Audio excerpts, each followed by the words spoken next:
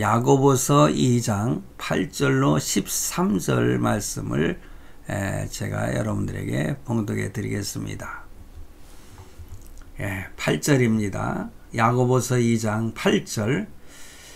너희가 만일 성경에 기록된 대로 내 이웃 사랑하기를 내 몸과 같이 하라 하신 최고의 법을 지키면 잘하는 것이거니와, 만일 너희가 사람을 차별하여 대하면 죄를 짓는 것이니 율법이 너희를 범법자로 정죄하리라. 누구든지 온 율법을 지키다가 그 하나를 범하면 모두 범한 자가 되나니, 간음하지 말라 하시니가 또한 살인하지 말라 하셨은즉, 내가 비록 간음하지 아니하여도 살인하면 율법을 범한 자가 되느니라. 너희는 자유의 율법대로 심판받을 자처럼 말도 하고 행하기도 하라. 긍휼을 행하지 아니하는 자에게는 긍휼 없는 심판이 있으리라. 긍휼은 심판을 이기고 자랑하느니라. 아멘.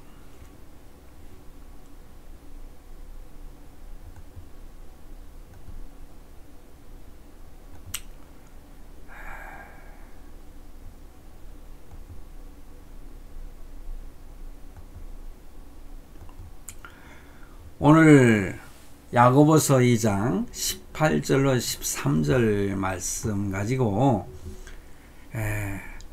법 중에 최고의 법은, 이렇게 제가 제목을 잡았습니다. 사실은 법 중에 최고의 법은 무엇인가, 이런 말씀으로 제목을 삼으려고 하다가 그냥 간단하게 표현을 했는데요. 8절 말씀에 보면은 너희가 만일 성경에 기록된 대로 내 이웃 사랑하기를 내 몸과 같이 하라 하신 최고의 법을 지키면, 이렇게 말씀하고 있습니다. 내 이웃 사랑하기를 내 몸과 같이 하라. 그러니까는 나만 사랑하는 것이 아니라 나도 사랑하고 내 몸을 사랑하는 것처럼 다른 사람을 사랑하라. 그래서 이것이 최고의 법이다. 오늘 본문에서 이렇게 말씀해 주고 있습니다. 참 우리가 살아갈 때에 나를 사랑하는 것도 쉽지 않죠. 더군다나 다른 사람을 사랑한다는 것도 참 쉽지 않은 일인데, 오늘 말씀해 보니까는 법 중에서 최고의 법은 바로 내 이웃을 사랑하라, 그런 말씀을 하고 있어요. 예수님께서 참 보험서를 통해서 우리에게 가르쳐 주신 말씀도 그거 아니겠어요? 또한 하나님은 사랑이시라, 이렇게 말씀하고 있습니다. 그러니 때로는요, 우리가 사랑하는 것도 무거운 짐이 될 수도 있습니다. 오래전에 제가 기억을 하는데,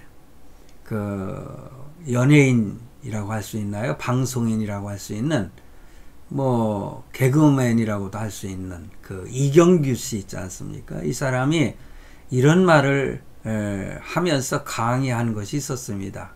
강연이죠. 인생의 짐을 함부로 내려놓지 마라. 그러니까 인생의 짐을 함부로 내려놓지 마라. 이렇게 강연을 했던, 그래서 많은 사람들이 감동을 받았던 그런 일이 있었습니다. 그러니까는 그 사람이 하는 내용은 뭐냐면은, 자기에게 짊어진 짐, 이렇게 짊어지고 가는 배낭이라고도 할 수 있죠. 철로 역정에서도 보면은 참 이렇게 짐을 지고 가는, 죄의 짐을 지고 가는 그런 것으로 표현을 했습니다. 왜냐하면 철로, 그러니까 천국을 향해서 나아가는 길에 대한 내용, 주한 번연이 감옥에서 지었던 그 철로역정에도 그런 내용이 나오지 않습니까? 그런데 지고 가는 배낭이 너무 무거워서 그냥 벗어버리고 가고 싶었지만은 그래도 끝까지 끙끙대면서 땀을 흘리면서 정상에까지 이렇게 가지고 짊어지고 올라갔더니 거기에서 배낭을 열어보니까는 맛있는 먹을 것이 가득했다. 뭐 이런 내용의 강연이었던 걸로 저는 기억을 합니다. 바로 인생이 이와 같은 거 아니겠습니까? 짐 없이 사는 사람은 이 세상에 한 사람도 없습니다. 사람은 누구나 이 세상에 태어나서 저마다 그 힘든 짐을 감당하다가 결국에 가서는 죽음을 맞이하고 이 세상을 떠나게 되는 것이 인생이다. 그래서 많은 사람들이 이 죽음에 대한 것, 종말에 대한 것에 관심을 많이 갖고 있지 않습니까? 고요한 바다로, 제가 이 찬양을 오늘 불렀습니다. 여러분과 함께 고요한 바다로. 참 순풍을 만나 잘 갈 때도 있지만은요, 풍랑이 일어가지고 그냥 죽음을 맛볼 만한 그러한 어려움과 고난을 겪을 때가 있습니다. 그렇지만은 그 마지막 종착점에 다다르기 위해서는 더 풍랑을 인하여서 더 빨리 간다. 뭐 이런 찬송 가사가 은혜가 된다고 말씀을 드리지 않았습니까? 바로 인생 자체가 고해, 짐이라는 거죠. 가난한 것도 짐입니다. 뿐만 아니라 돈이 많은 부유함도 무거운 짐이 될 수가 있습니다. 여러분, 삼성의 이재용 씨가 돈이 많았기 때문에 감옥에 가서 참 감옥살이를 하는 거 아니겠어요? 돈이 많아도요, 죄를 범하면은 가게 돼 있는 거죠. 오늘 그 말씀도 제가 이따가 풀어서 말씀을 드리겠지만은 참 질병도 무거운 짐입니다. 우리 아들이 참 그 질병의 짐을 지고 참 어려움과 고통을 겪고 있는데 벗어버릴 수는 없겠죠. 깨끗하게. 그러나 얼마든지 그 짐을 감당하면은 마지막에는 더 기쁨을 맛볼 때가 분명히 있을 거라고 생각을 해요. 때로는 건강한 것도 짐이 될 수가 있는 것입니다. 우리가 한번 깊이 생각을 해보면 건강한 것도 때로는 짐이 될 수도 있다는 거죠.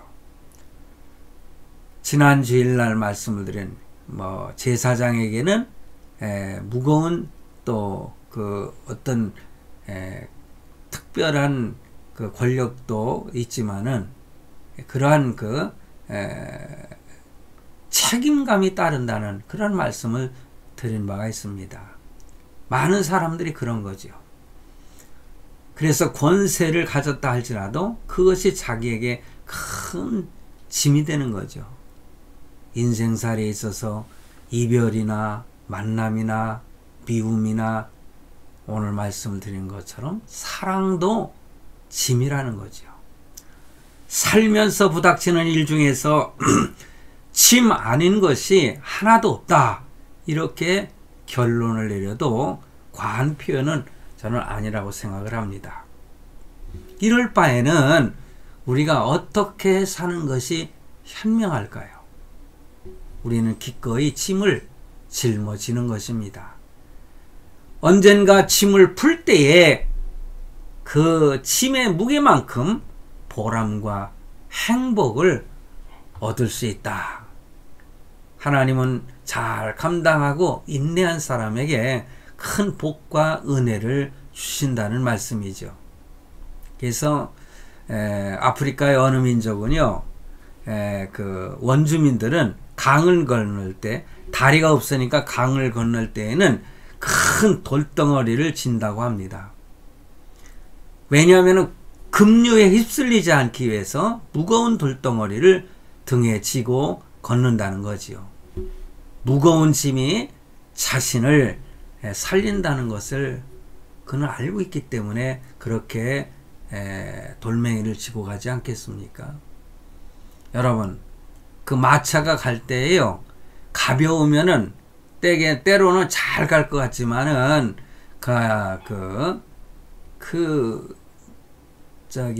너무 가벼우면은 이탈할 수가 있고, 그렇기 때문에 짐을 갖다 좀 적당히 실으면은 자동차도 아니면 마차도 참 편안하게 갈 수 있는 거, 우리가 삶의 지혜 속에서 배우지 않습니까? 그러므로 오늘 우리도 짐이라고 생각하는 것이 있을 때 너무 부정적인 생각을 갖지 말고 참 짐을 한번 져보시기 바랍니다. 성도 여러분, 누군가 나를 기억해 주는 이가 있다는 것, 참으로 고마운 일이 아닐 수 없죠.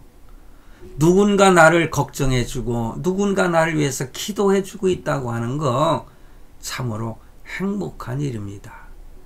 짐이 무거워서 힘들고 어려워서 끙끙거릴 때에 그래도 누군가는 나를 생각해 주고, 내가 몸이 많이 아플 때, 때로는요, 이 몸이 막 아플 때 저도 그런 경험도 해왔지만은 옆에서 누가 무슨 소리만 해도 짜증스럽고요. 그것까지도 귀찮을 때가 있어요. 그러나 한편으로 생각해 보면은, 야, 괜찮은 거냐? 별일 없지? 아프지 마. 이런 식으로 이렇게 격려를 해준다는 거 너무나 고맙고 행복한 일이 아닐 수가 없는 것입니다. 우리는 시시때때로 나를 위해서 기도해주고 염려해주는 그런 사람들을 생각하면서 하나님께 감사하는 그런 생활을 해야 될 줄로 생각을 합니다. 여러분, 행복이라고 하는 것은 멀리 있는 것이 아닙니다. 우리가 하나님께 감사하고 고마움을 느낄 수 있는 그런 순간이 바로 행복하다, 이렇게 표현할 수가 있겠지요. 자, 오늘 본문 속에서요, 오늘 우리가 읽는 본문은요, 참 법 중에서 최고의 법이 무엇인가를 우리에게 분명히 가르쳐 주고 있습니다. 과연 무엇이 최고의 법이냐? 제가 말씀을 봉독하고 나서 말씀을 드린 것처럼 내 이웃을 내 몸과 같이 사랑하라. 어찌 보면은 평소에 많이 듣는 이야기가 아닙니까? 쉽게 들을 수 있는 말씀, 설교라고도 생각하지 않습니까?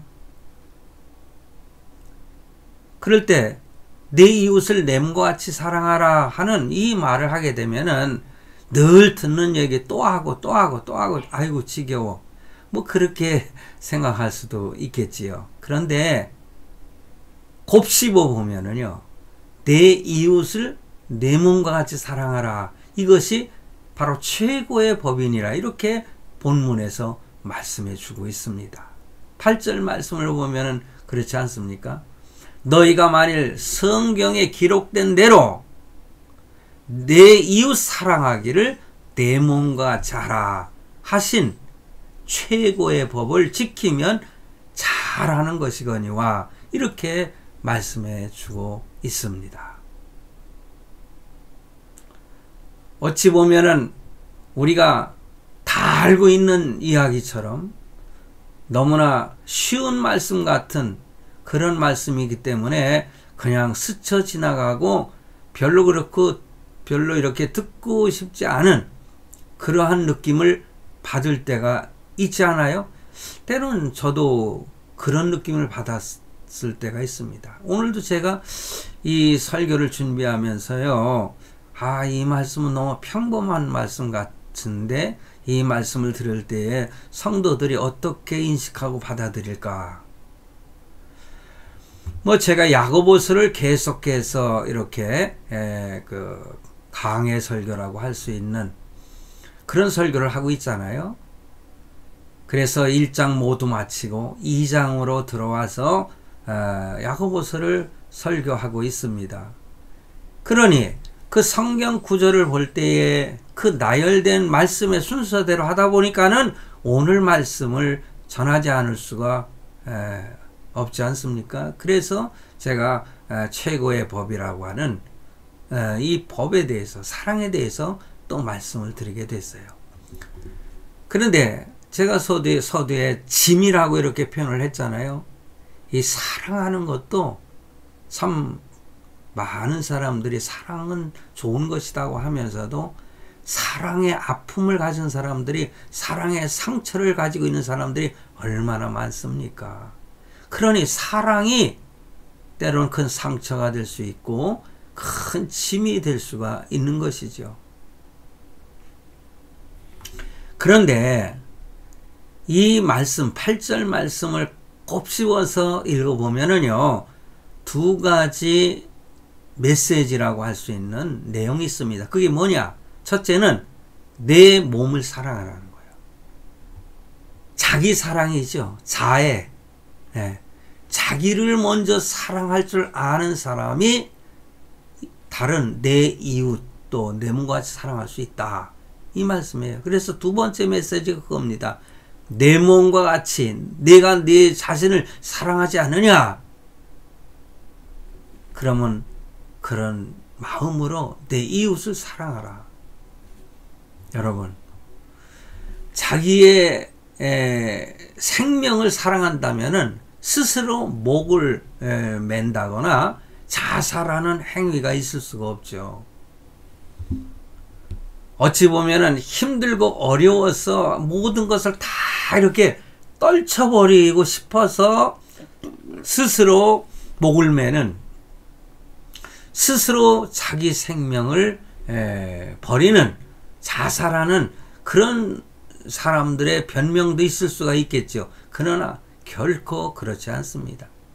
이 생명은, 나의 생명은 어찌 보면 내 생명이 아닙니다. 하나님이 주신 것입니다. 그리고 내 생명이 있음으로 인해서 다른 사람들에게 유익을 주고 행복을 줄 수 있다는 거지요. 사도 바울이 그런 표현을 했잖아요. 내가 할 수만 있으면은 내 몸을 떠나서 참 하나님 앞에 가고 싶지만은 참 많은 그 성도들이 나로 인해서 조금이라도 유익을 줄 수 있다고 생각할 때에 나는 그것을 선택을 했다. 이런 표현을 하고 있지 않습니까? 그래서 먼저 내 몸을 사랑하는 것입니다. 자기를 참으로 사랑하지 않는 자는 다른 사람을 진정으로 사랑할 수 없다. 이렇게 말씀을 드릴 수가 있겠어요. 주님께서 가르치실 때에, 사랑을 가르치실 때에 하나님 사랑과 이웃 사랑을 동시에 말씀하셨습니다. 그리고 그 이웃의 범주에서 남편이나 자녀나 친척이 다 포함되지 않습니까? 그러한 하나님의 사랑과 이웃 사랑을 포괄하는 사랑의 법이 가장 최고의 법이요, 왕의 법이다. 왕이 지키는 법이다. 왕도요, 법을 지켜야 되는 것입니다. 왕이라고 해서 자기 마음대로 법을 어기면서 다스리는 것은, 그것은 진정한 왕이라고 하는 권세를 누리는 자가 아니다. 왜냐? 왜 왕권을 주셨겠어요? 그러므로 사랑의 법 이상의 법은 사실상 존재하지 않는다. 뭐 이렇게 표현해 보는 것입니다. 어떤 분은 주일성도 한다고, 주일성수 있지 않습니까? 그래서 주일에 물건을 사지 않고 식당에 가지 않고 또 목욕탕에도 가지 않는다. 그러면서 철저한 말씀을 지키는 것처럼 자랑을 합니다. 그야 이제 율법주의자들, 유대인들이 그 율법을 지킬 때에 때로는요, 자기네들의 어떤 그 법을 만들어서 철저하게 율법을 지키는 그런 민족이 아닙니까? 철저하게 안식일에는 참 사다 먹을 수 없고, 과거에 제가 그 우리 은사 되시는 그 성정 목사님이라고 있는데, 그분이 그 충현교회를 다니셨는데, 옛날 그 충현교회 지금도 살아 계시죠. 그 충현교회 그 담임 목사님. 자기 그 태계로 5강가 거기에 있었는데, 교회가 지금은 옮겨서 저 강남으로 가 있지만은 태계로 5강가 거기에 4강가가 있었어요. 근데 그 신성정 목사님은 그 어디에 살았는 거 아니? 신당동에 살았습니다. 그래서 신당동에서 태계로 4가까지 걸어오려면은 시간이 꽤 걸리거든요. 그런데도 그 담임 목사님이 두려워서 막 뭐라고 하시니까 그 버스를 타지 못하고 걸어서 다녔다, 뭐 그렇게 표현을 하더라고요. 과거에는 목사님들이 이렇게 주일 성수하도록 가르쳤어요. 저도 그런 그 내용으로 설교할 때도 있었고 그렇습니다. 그러나 말씀의 깊이를 보다 보니까 이것은 율법주의자들이지 말씀을 지키는 자의 그 삶은 아니다, 뭐 그런 생각이 들더라고요. 그래서 이렇게 그런 그 율법을 지키는 그런 것들을 강조하기보다는 오히려 사랑의 법, 용서의 법을 강조하는 것이 성경에서 말씀하는 진실한 하나님의 뜻이 아닌가, 그렇게 생각을 합니다. 미움이 가득 차고 질투와 분노와 이러한 것들을 마음속에 그대로 간직한 채 나는 주일날 물건을 사지 않기 때문에 나는 말씀을 철저하게 지키는 자야, 이렇게 자랑할 수가 있겠느냐, 뭐 그런 말씀인 것입니다. 그래서 남의 물건을 사고 식당에 간다고 막 비판을 하고 하는 것, 바람직하지 않는 삶이다, 아니면 그런 판단이다, 그렇게 말씀을 드릴 수 있습니다. 그래서 이 왕의 법은요, 역설적으로 말하면은 왕이 지켜야 될 법이니까, 베드로전서 2장 9절에 뭐라고 말씀하셨어요? 오직 너희는 택하신 족속이요 왕같은 제사장이다, 이렇게 말씀을 했어요. 왕같은 제사장, 택하신 족속이요 왕같은 제사장. 그러므로 성도 여러분, 이 사랑이라고 하는 왕의 법은 바로 저와 여러분이 지켜야 될 법이다, 그런 말씀인 것입니다. 나를 사랑하고 내 이웃을 내 몸처럼 사랑하는 것, 이것이 왕의 법이요, 저와 여러분, 왕같은 제사장이 되신 저와 여러분이 지켜야 될 법이다, 그런 말씀입니다. 그러므로 우리는 우리의 어떤 가치관이나 때로는 의식이 어떤 의식을 가져야 되느냐, 평범함을 존중하는 그런 가치관과 그러한 의식을 가져야 된다, 이런 말씀을 드리고 싶습니다. 우리는 인간관계를 할 때에 항상 겸손한 사랑을 앞세워야 된다. 신앙이 깊다고 자처하는 사람들이 오히려 자주 실수하는 것이 있어요. 그게 뭐냐?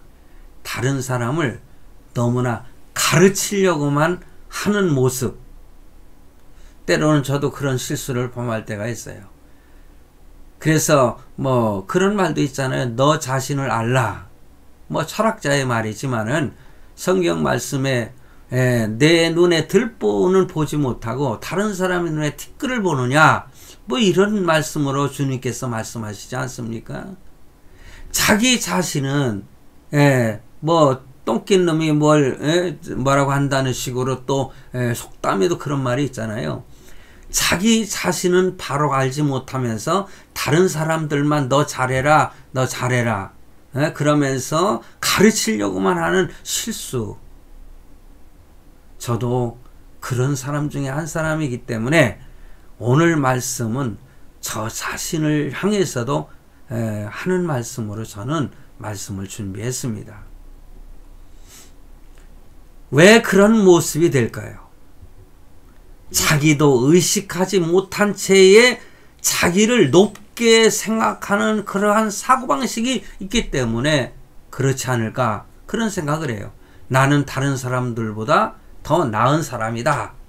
그래서 나는 가르칠 수 있는 자격이 있는 사람이다. 이런 생각에 빠져 있기 때문에 다른 사람에게 잘못을 지적하고 깨우쳐 주려고만 하고 가르치려고만 하고 하는 이러한 실수를 범하게 된다는 것이지요. 그래서 가르치는 말이 아예 입에 붙어 있는 사람들이 있는데 이로 인해서 많은 사람들에게 상처를 입히는 그런 경우가 많이 있는 것입니다. 그로 인해서 결국에 가서는 인간관계가 순조롭지 못하고 참 어려움을 겪게 되는 경우를 우리는 많이 체험하게 되는 것입니다. 성도 여러분, 높은 자리에 앉은 것은 자리가 높아진 것이지 인간성이 더 훌륭하고 인격이 더 높아진 그러한 때문이 아니라는 것을 우리는 잊지 말아야 됩니다. 높은 자리에 있다고 해서 인간성이 좋아지는 거 아니에요. 타고난 품성이 있는 것입니다. 높은 자리, 권세를 가지고 있다 해서 그 사람의 인격이 다른 사람들보다 더 높아진 것이 아니라고 하는 거지요. 그러나 추구해야죠. 목사라고 해서 더 인간성이 훌륭하고 또 인격이 더 높아진 사람이 아니다. 그러므로 그런 위치에 있을 때는 자기를 돌아볼 줄 알고 자기를 분별할 줄 아는 그런 지혜로운 사람이 되어야 된다.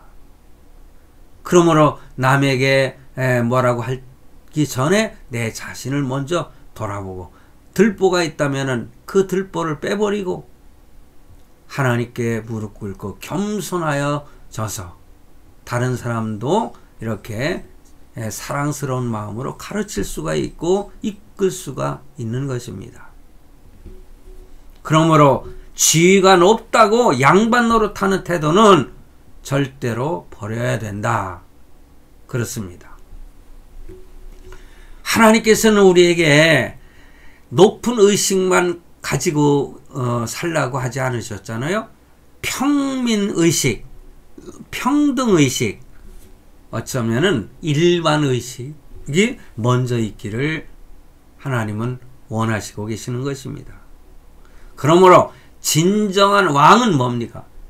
평민, 백성들의 자리에 함께 있는 것을 기쁨으로 여기는 것입니다. 예. 대통령 후보로 나온 그 후보가 이제 청와대를 갖다가 없애고 그 종합청사 그 종합청사에는 각 부서가 있잖아요. 각 장관들이 있는 거기에 와서 그 많은 국민들하고 접촉을 잘하고 그런다는 공약을 내놓는 거. 지금 대통령으로서 이 나라를 다스리는 그 대통령도 그런 공약을 했는데도 그걸 지키지 못했어요. 여러 가지 원인이 있겠지만은. 그러나 새로 이렇게 공약하는 분도 이것을 그대로 지킬 수 있는가? 그거는 지나봐야 알 일 아니겠습니까? 저는 이분들을 비판하고자 해서 하는 것은 아닙니다. 말은 쉽게 할 수 있어도 실천은 어렵기 때문에 그런 것입니다. 그러므로 오늘 제가 말씀을 드린 것처럼 진정한 왕은 이러한 백성들과 함께 하는 것을 좋아하는 그런 왕이다. 그게 진정한 왕이다. 우리 주님은 그렇게 하셨지 않습니까? 만왕의 왕으로서 우리 인간의 몸을 입으시고 이 땅에 오셔서 자신의 몸으로 사랑의 삶을 직접 사셨던, 그리고 십자가에서 죽음까지 체험하신 분이 우리 주님이십니다. 그러므로 빌립보서 2장 5절로 8절 말씀에 이랬어요. 너희 안에 이 마음을 품으라. 곧 그리스도 예수의 마음이니 그는 근본 하나님의 본체시나 하나님과 동등됨을 취할 것으로 여기지 아니하시고 오히려 자기를 비워 종의 형체를 가지사 사람들과 같이 되셨고, 만왕의 왕이신 주님께서 이 땅 위에 요한복음 1장에도 말씀이 육신으로 이렇게 육신이 되어 이 땅에 생육신 하신 분 아닙니까? 그래서 사람들과 같이 되셨고 사람의 모양으로 나타나사 자기를 낮추시고 죽기까지 복종하셨으니 곧 십자가에 죽으심이라. 주님께서 오늘 저와 여러분을 향해서 너희는 나를 본받으라. 나는 온유하고 겸손하니 이렇게 표현하셨어요. 우리는 주님을 따르는 제자입니다. 그럴 때 주님이 뭐라고 하셨습니까? 자기 십자가를 지고 나를 따르라. 그러므로 먼저 나에게 짊어진 십자가를 짊어지고 또한 주님이 지신 십자가를 함께 지고 가는 것이 예수님의 참 제자의 삶인 것입니다. 바로 이것이 최고의 법을 지키는 성도의 모습이다. 그런 말씀입니다. 그러므로 우리 주님의 그 위대한 그 낮아지심의 그 가치관을 소유한 너희는 이 마음을 품으라. 곧 그리스도 예수의 마음이니 예수님이 자기를 낮추시고 이 땅에 오셨다는 것. 그러므로 우리는 스스로 내가 아무리 높은 자리에 있을지라도 참 낮은 자리에 설 수 있는 그런 성도의 삶을 사는 것이 최고의 법을 지키는 자다. 왕의 법을 지키는 자다. 이런 말씀을 드리고 싶은 것입니다. 성육신의 삶을 우리도 살아야 되지 않겠습니까? 내 자신을 죽이는 것입니다.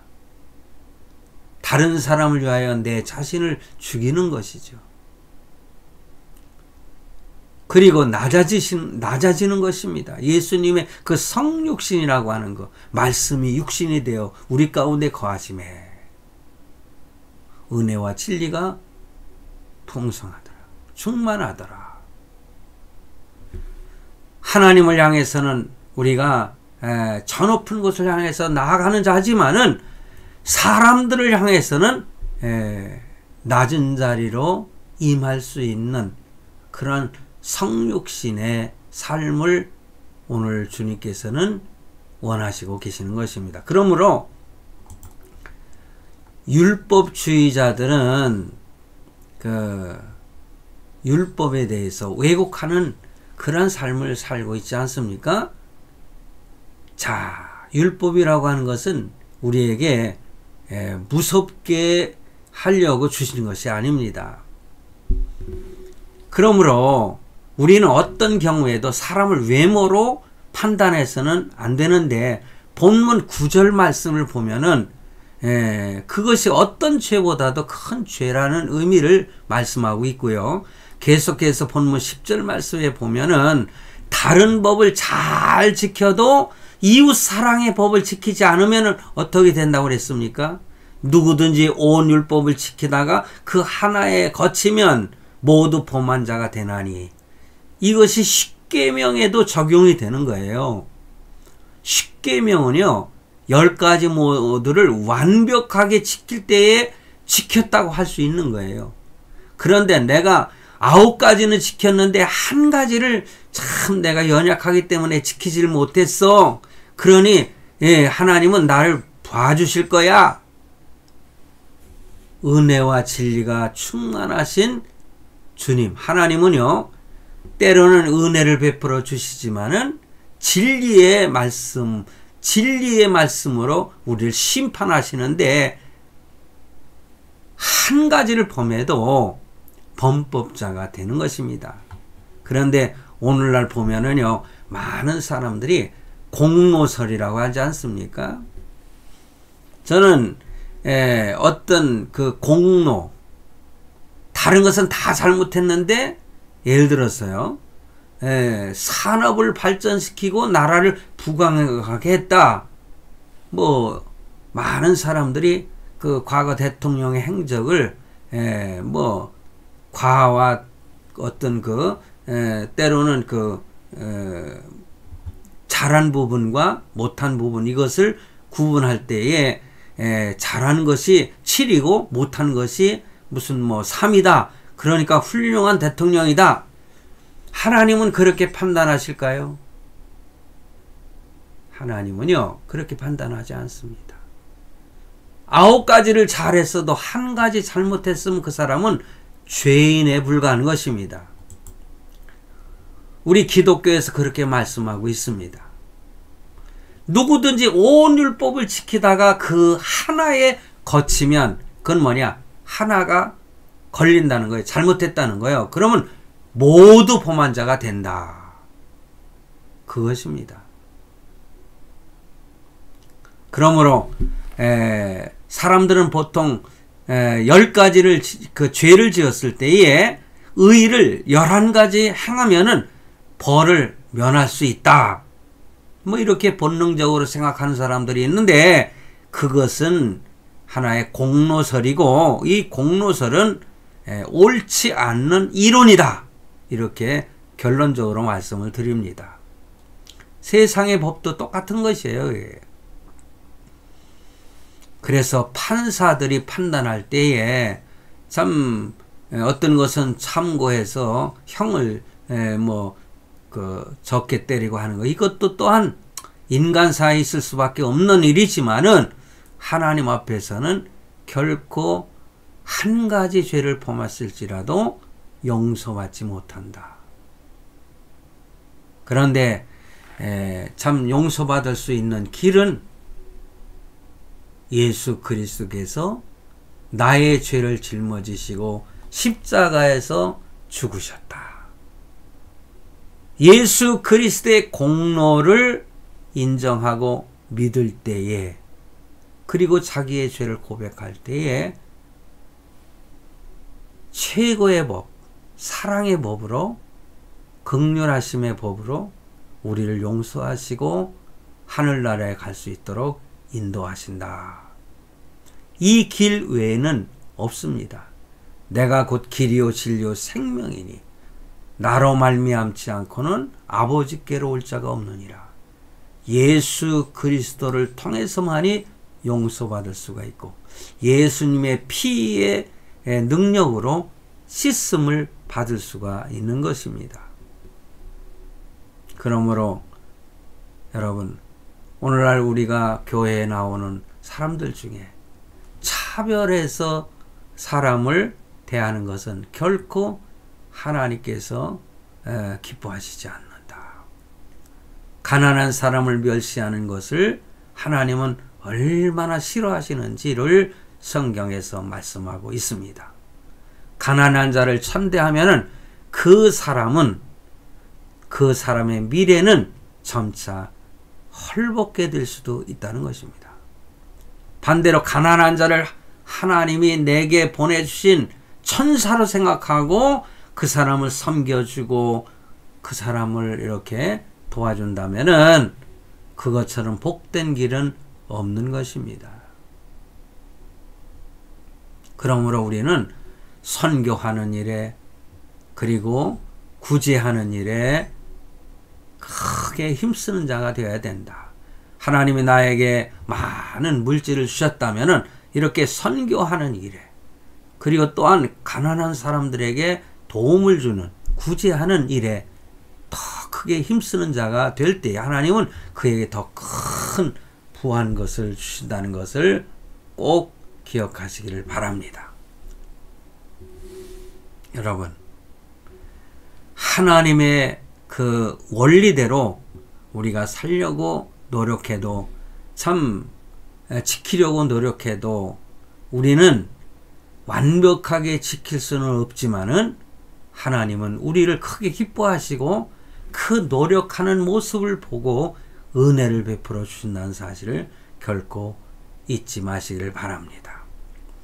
오늘 본문 12절 말씀에 보면은 너희는 자유의 율법대로 심판받을 자처럼 말도 하고 행하기도 하라. 그러니 법을 지켜야 온전한 자유를 누린다는 하나의 역설적인 표현이 오늘 본문에 나와 있습니다. 이런 말씀은 때로는 이해하기가 힘들 때가 많습니다. 그러니 하나님의 말씀 안에 있을 때의 자유함이 있다 이거죠. 말씀, 율법 안에 있을 때에 오히려 자유함이 있다 이거예요. 진리를 알지니 진리가 너희를 자유케 하리라. 이렇게 말씀하고 있습니다. 그러므로 형벌이 두려워서 지키는 율법은 진정한 율법의 참 의미를 알지 못하는 것입니다. 그러므로 율법은 우리에게 있어서 형벌과 심판이 연상이 되는 그런 존재가 아니라 자유가 연상되고 행복이 연상되는 도구, 율법이 되어야 된다. 그러므로 항상 이 왕의 법, 내 이웃을 내 몸과 같이 사랑하라. 그러니까 첫째, 나를 사랑하고 내 이웃을 사랑하라. 이 왕의 법을 바탕으로 해서 하나님의 말씀대로 살아가는 저와 여러분이 되어서 하나님이 주신 은혜와 행복을 누리는 그런 성도가 되시기를 간절히 바랍니다. 기도하시겠습니다.